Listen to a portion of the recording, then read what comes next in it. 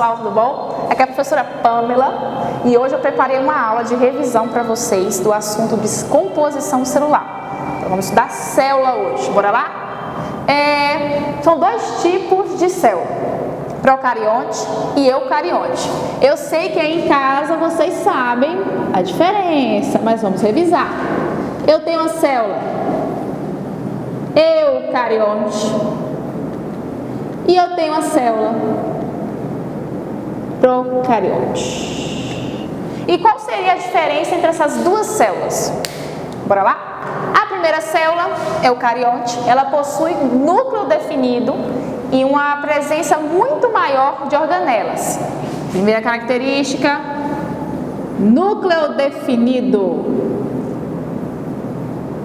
Procarionte, ausência de núcleo. Outra coisa que vocês precisam saber, principalmente para o Enem, que cai muito no Enem esse conteúdo, é quais os seres vivos possuem cada tipo de célula. Eu gosto de explicar da seguinte maneira: eu gosto de colocar os reinos que possuem seres eucariontes e os reinos que possuem seres procariontes. E quantos reinos nós temos? Primeiramente, são 5. 4 dos 5 reinos estão presentes nesse grupo aqui, que possuem célula eucarionte. E apenas um único reino está nesse grupo aqui, procarionte. Quais são os reinos? Reino Animalia, Reino Plantae, Reino Fungi e Reino Protoctista.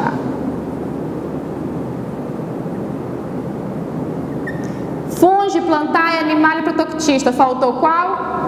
O que está aqui. Reino Monera. De todos os reinos, o reino Monera e o reino Protoctista são aqueles que se subdividem, tá? Isso é assunto para a próxima videoaula. Eu quero hoje focar em célula.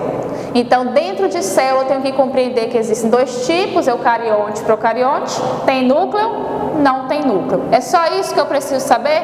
Lógico que não. Nós vamos compreender agora quais estruturas compõem cada tipo de célula. Eu vou começar com a célula mais simples, mas não se enganem com ela, que apesar de simples, ela é muito mais resistente. E depois eu vou partir para uma célula mais complexa, que é a célula eucarionte. Bora lá, vamos começar com a mais simples. Vou tentar desenhar aqui.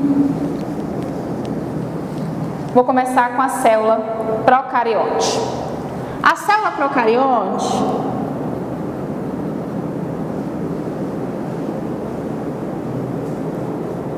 que é uma bactéria,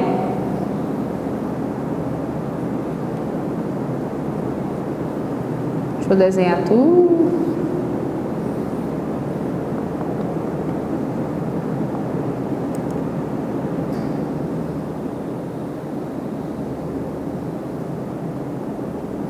Bora lá, deixa eu colocar o número.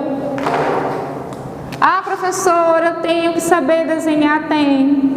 Sem desenhar você não vai conseguir memorizar. Vestibular e Enem vai te cobrar isso aqui, queridos. Então você vai ter que saber. 1, 2, 3, 4, 7. Pronto. A primeira estrutura, esse flagelo, esse rabinho. O flagelo, ele tem uma função. A função é motilidade. O que é motilidade? Movimentação. Então a bactéria ela consegue se movimentar através do flagelo, que lhe permite motilidade, movimentação. A segunda estrutura é uma membrana que envolve essa célula procarionte. É a parede celular. Qual o objetivo de uma parede celular? Resistência bacteriana.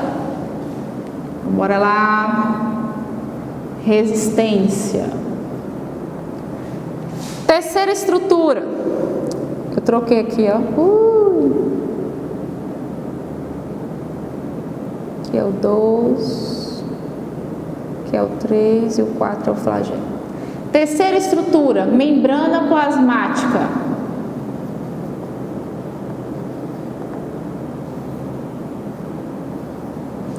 A membrana plasmática, ela permite a entrada e a saída de substâncias, ela é seletiva e semipermeável. Eu teria que ter uma videoaula só sobre ela, mas eu vou dar uma resumida. Então, ela permite a entrada e saída de tudo que vai entrar ou sair da célula.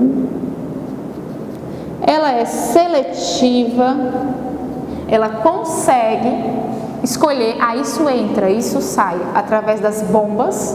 Um grande exemplo é a bomba de sódio e potássio presente nas células do nosso corpo, que trabalham eliminando o excesso de sódio, colocando potássio para dentro. E ela é semi-permeável.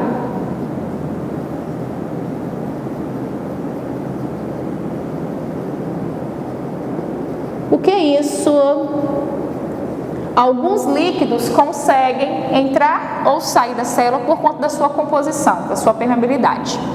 Para completar, eu coloquei que ela é organizada em um modelo chamado de modelo mosaico fluido. Eu vou fazer uma estrela em toda a estrutura que está presente em qualquer tipo de célula.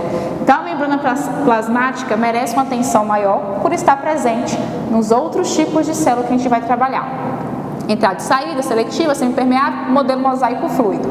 Como assim, professor? Imagine um monte de bolinha, um cotonete. Bora lá. Vou desenhar aqui só para vocês entenderem. Imagine uma haste flexível.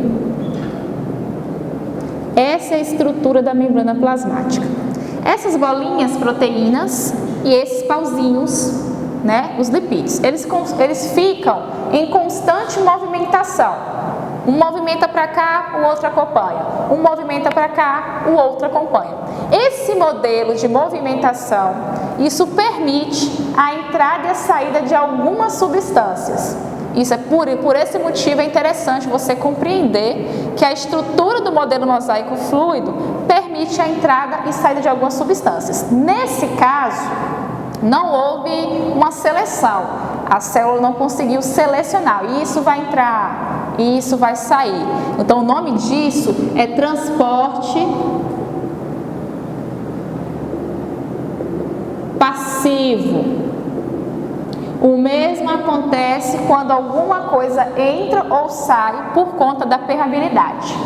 Já no transporte ativo, que aproveita dessa capacidade de selecionar, eu consigo, vai potássio, entra, tchau sódio, sai, vou te eliminar. Quando eu consigo ter essa capacidade de escolha, eu tenho que gastar energia. Há um gasto de ATP, na biologia ATP é energia. Então, quando há um gasto energético, transporte ativo, porque houve gasto de ATP. Ok? Vou apagar para dar continuidade. Continuando. Estrutura 4, cílios. Os cílios ele também ajuda na questão da motilidade, que é o caso aí do flagelo, mas ele também tem outra função, a de proteção. Então, os cílios também atuam como proteção e auxilia na motilidade. Gente, tanto os cílios quanto o flagelo, só há movimentação, né? Só é possível essa movimentação se estiver em meio aquoso, para ele conseguir ali dispersar e se movimentar. A estrutura 5 é um plasmídio, que é esse círculo menor. A estrutura 5 é o citosol. Eu desenho, eu mesmo entendo. 5 é o citosol, representa o material que compõe dentro desse interior da célula. A estrutura 6, essa sim é o plasmídio. A estrutura 7 é o DNA. A estrutura 8 é o ribossomo.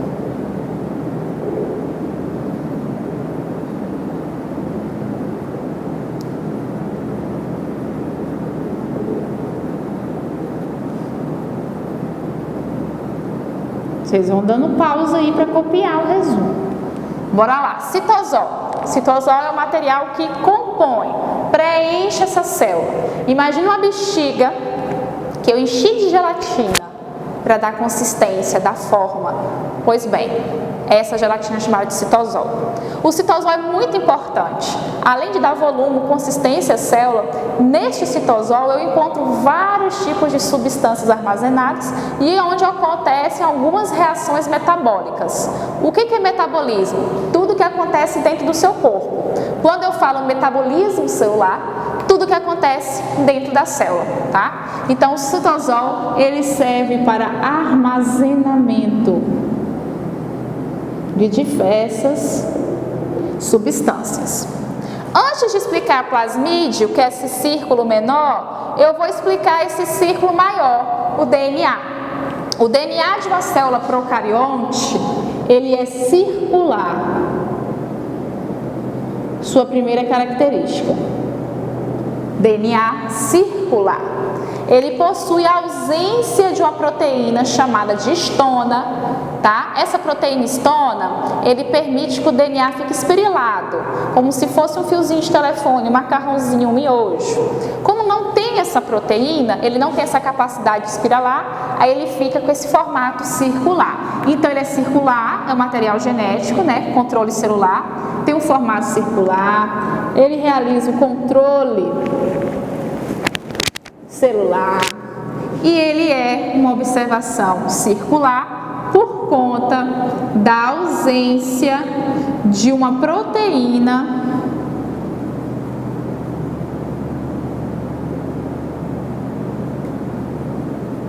chamada histona. Voltando para plasmídio.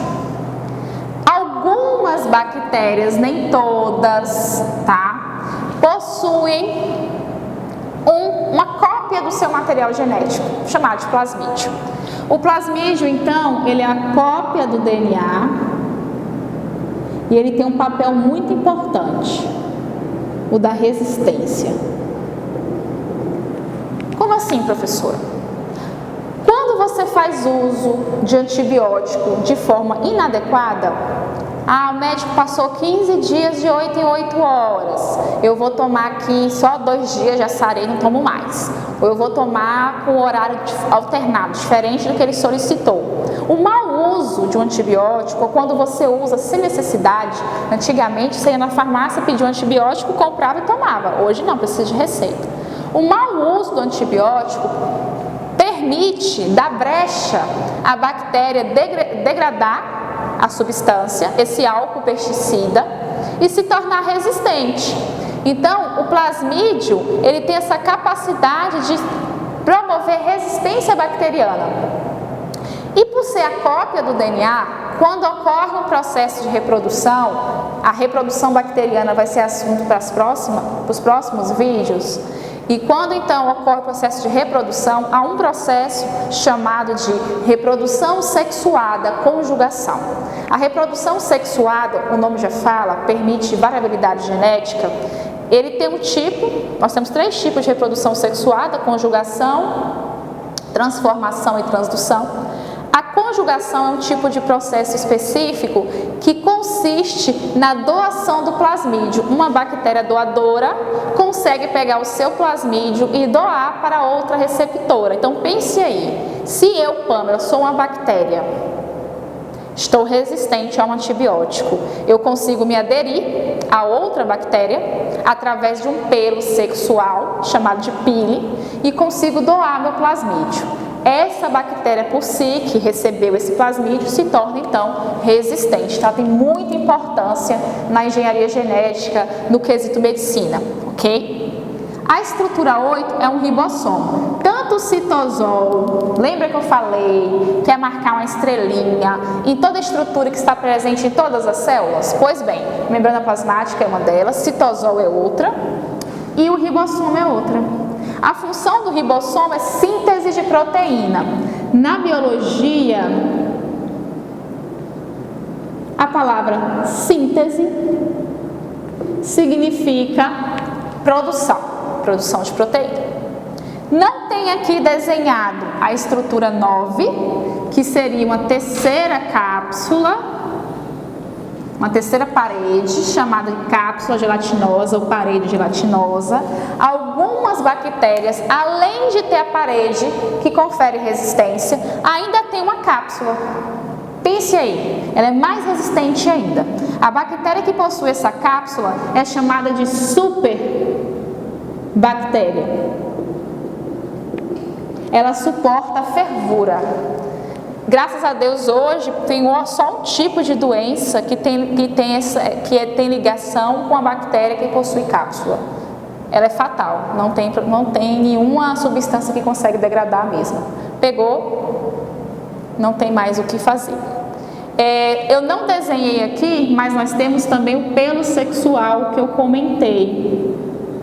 O pelo sexual, também chamado de pile, ele está envolvido no processo de reprodução sexuada, chamada de conjugação. É um pelo mesmo, sexual, assim. A bactéria que tem o pelo é chamada de H+. Quem não tem um pelo, H-. Quem tem um pelo, doa e recebe plasmídio. Quem não tem um pelo, apenas possui a capacidade de receber plasmídio. Ok? Deixa eu apagar aqui para dar continuidade. Continuando, já expliquei célula procarionte, vou iniciar agora célula animal. Bora lá. Novamente, tentem desenhar em casa, sem auxílio do livro, para que vocês consigam memorizar cada estrutura dessa, porque há questões de vestibular e de Enem que vão trazer a imagem para você e vão lhe pedir qual estrutura que se trata a imagem. Qual a estrutura 9, qual a estrutura 10, ok? Então, bora lá. Fiz uma estrelinha em membrana plasmática e citosol, por quê? Porque lembra que eu falei que toda célula vai ter? Aí eu faço logo uma estrelinha para vocês lembrarem. Bora lá. Qual a diferença principal de uma célula procarionte para uma célula animal? De uma célula procarionte para uma célula eucarionte? A presença do núcleo. O núcleo é definido. Essa estrutura aqui, onde está organizado o DNA, chamada de núcleo, é a grande característica que a torna uma célula animal eucarionte. Então, bora lá.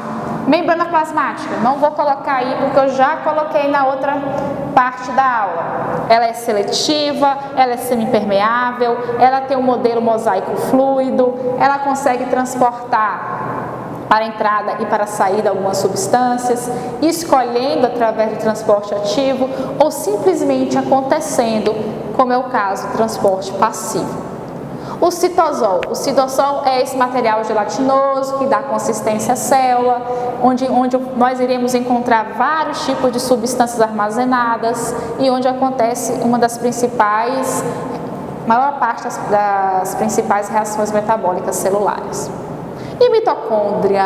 O que seria a mitocôndria? Representado pela estrutura 3. A mitocôndria, gente, possui DNA próprio. Ela é responsável pelo processo de respiração celular.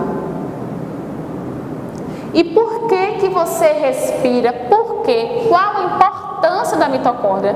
Se eu te perguntar qual o processo, eu já falei, respiração celular. E qual seria o objetivo? O objetivo é ganhar ATP. Produzir energia, liberar energia, tá? Então, toda célula que possui mitocôndria, ela é uma célula o quê?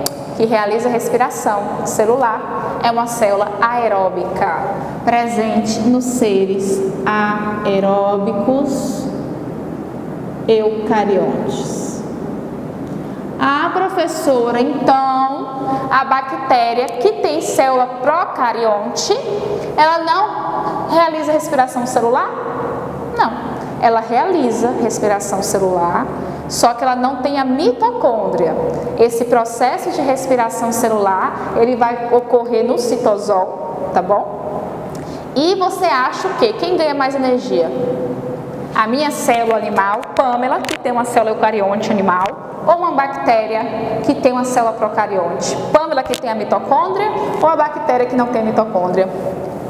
A bactéria que não tem a mitocôndria, ela ganha mais energia. Tem livros que apontam que o ganho energético de uma célula eucarionte é de mais ou menos 36 ATPs.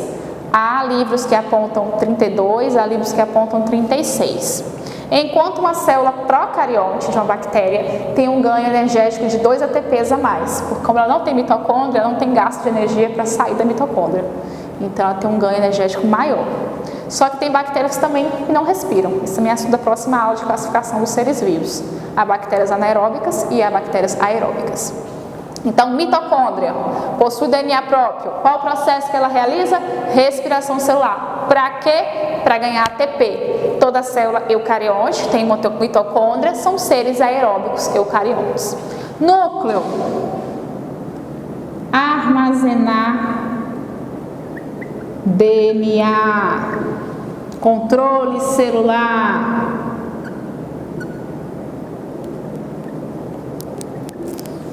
Que é essa estrutura 4.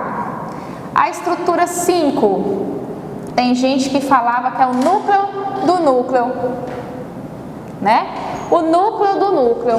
Na verdade, a estrutura 5 nada mais é que um aglomerado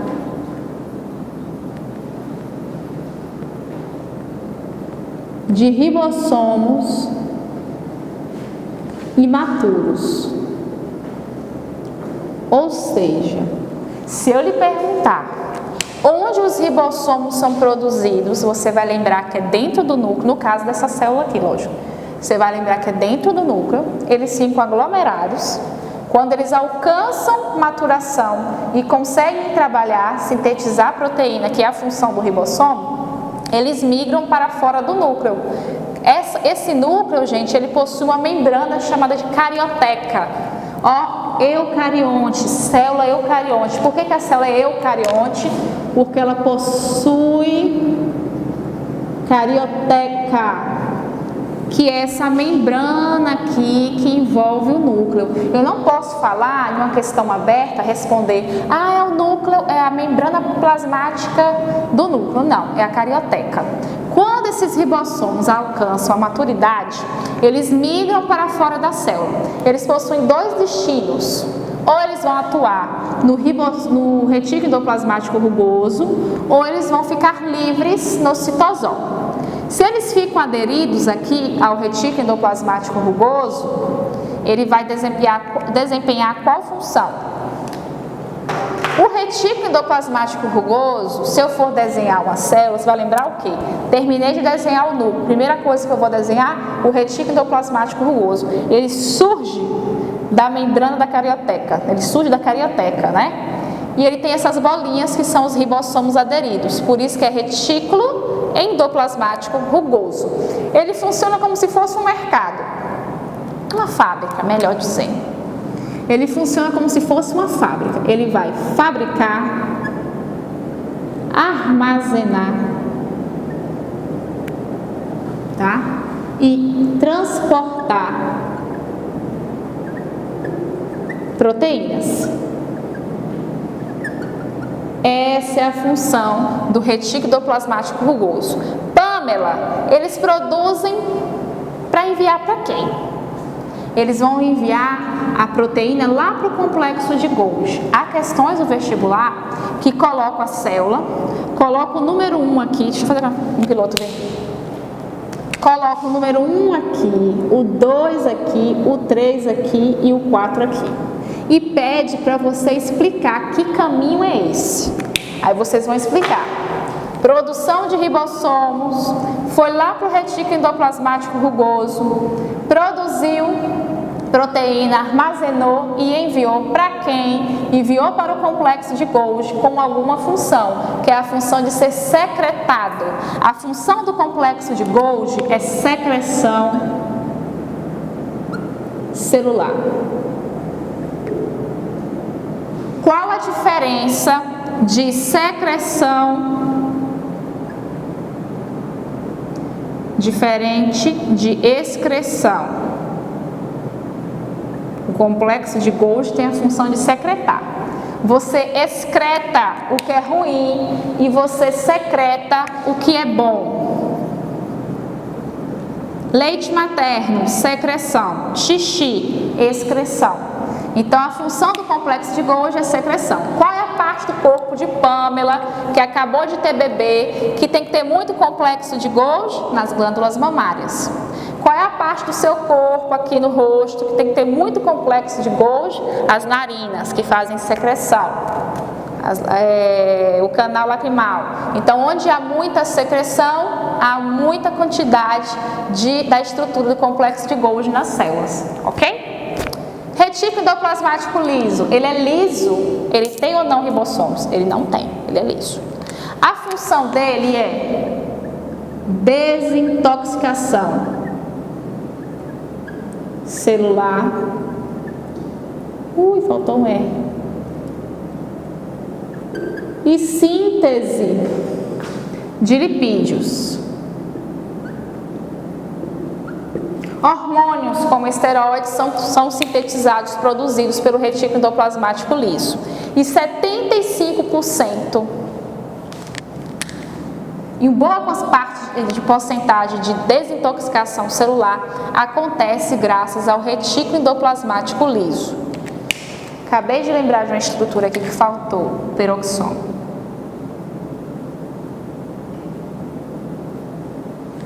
Qual a função do lisossomo? Digestão intracelular, tá? Nós temos 3 tipos de lisossomo: primário, secundário e vacúolo digestivo. O lisossomo primário, gente, é aquele que está paradinho. Deixa eu colocar aqui. Ele não está fazendo nada, ele é o primário.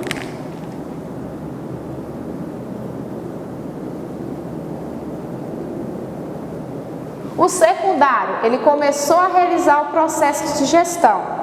Pode ser uma estrutura líquida, pode ser uma estrutura sólida. Ele começou naquele processo de digestão. Quando ele termina de digerir, sobram os resíduos, que então serão eliminados da célula. Esses resíduos são eliminados, protegidos, encapsulados por um vacúolo. Esse vacúolo é chamado de vacúolo digestivo. Aí eu lhe pergunto, ele vai ser excretado ou secretado? Ele vai ser excretado. É um vacúolo residual. Resíduo é o que não te interessa, você põe para fora. Só quem secreta é o complexo de Golgi. O lisossomo, ele só excreta, tá? Vacúolos. Tem outros tipos de vacúolos na célula, né? Que são aqueles que entram na célula ou aqueles que saem. Os que estão saindo pode ser um vacúolo de secreção, pode ser um vacúolo digestivo, de resíduo, e tem aquelas estruturas que são englobadas, entram na célula para serem digeridas, tá? Ribossomo, todo mundo sabe a função, síntese de proteína. E a célula animal eucarionte ainda tem o citoesqueleto, que tem essa função de dar, olha o nome, citoesqueleto, ela tem essa função de dar estrutura, formato, né, à célula. Peroxomo também tem a mesma função do retículo endoplasmático, só não faz síntese de lipídio. A função do peroxomo também é desintoxicação celular, transformando matéria inorgânica em peróxido de hidrogênio, ok? Pessoas que nascem com deficiência de peroxomo desenvolvem uma síndrome seríssima.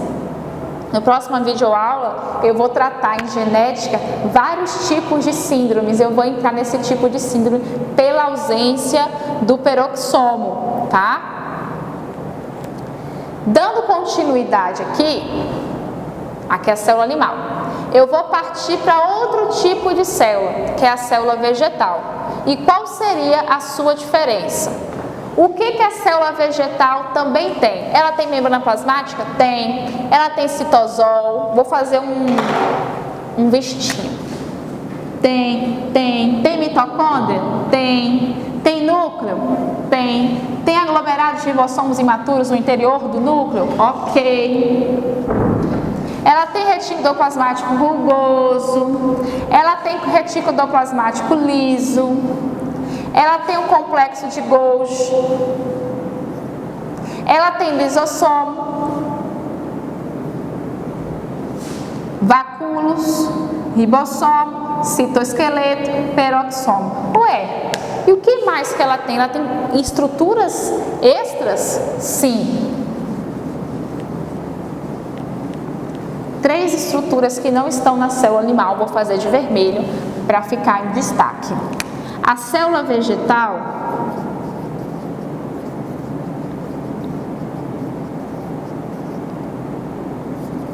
além dessas estruturas aqui presentes, ela possui os plastos, ela possui um grande vacúolo, e ela possui parede celular. A parede celular seria uma nova membrana aqui, ó, uma segunda camada, além dessa membrana que a célula animal tem, e conferindo maior resistência, tá? Nessa parede celular, eu vou ter uma estrutura chamada de plasmodesmos, que são canais de comunicação. É como se a parede celular tivesse um monte de bolinha, um monte de canais que permitem que uma célula se comunique com outra, que uma célula vegetal se comunique com a célula circunvizinha, tá? Um grande vacúolo. Uma célula vegetal nova, como é que eu sei, Pâmela? Você colocou aqui para que eu possa analisar 2 células vegetais, uma jovem e uma adulta. Como é que eu vou saber qual é a célula jovem e qual é a célula adulta vegetal? Simples. A célula jovem ela tem vários pequenos vacúolos de armazenamento de substâncias, enquanto uma célula adulta, o vacúolo dela ocupa cerca de 80% da célula, como se fosse uma grande estrutura de armazenamento, em especial armazenamento de amido, tá? Que é um polissacarídeo energético. Plastos. A célula vegetal também possui plastos. Os livros colocam cloroplastos. Por que eu coloquei plastos? Porque existem vários tipos de plastos, leucoplastos, cloroplastos. O nome é de acordo com o tipo de substâncias que vai usar como percussora no processo de fotossíntese. Então, os plastos têm a importância de serem a sede da realização do processo de fotossíntese, que nós vamos estudar numa videoaula chamada de metabolismo celular, que é uma das próximas videoaulas, ok? A próxima videoaula que eu vou gravar vai ser a videoaula de classificação dos seres vivos. Finalizo aqui a videoaula relacionada à organização celular.